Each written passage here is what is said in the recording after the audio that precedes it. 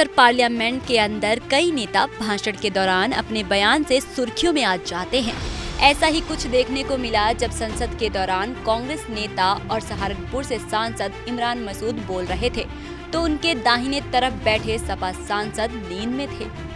जब संसद टीवी का कैमरा उनकी ओर मुड़ा तो उनके साथ ही सपा सांसद आनंद भदौरिया ने उन्हें झकझोर कर उठाया, लेकिन तब तक देर हो चुकी थी और सारा वाक्य कैमरे में कैद हो गया। जैसे ही सांसद आनंद भदौरिया ने उन्हें उठाया तो मुहिबुल्लाह नदवी कांग्रेस सांसद इमरान मसूद को देखने लगे। अब सोशल मीडिया पर इस वीडियो को खूब शेयर किया जा रहा है। बता दें कि संसद सत्र के दौरान इस बार काफी बवाल देखने को मिला। राष्ट्रपति द्रौपदी मुर्मू के अभिभाषण पर धन्यवाद प्रस्ताव पर लोकसभा में बहस के दौरान नेता प्रतिपक्ष राहुल गांधी ने बीजेपी और आरएसएस पर हिंसा को बढ़ावा देने और नफरत फैलाने का आरोप लगाया, जिसका सत्ता पक्ष ने विरोध किया था।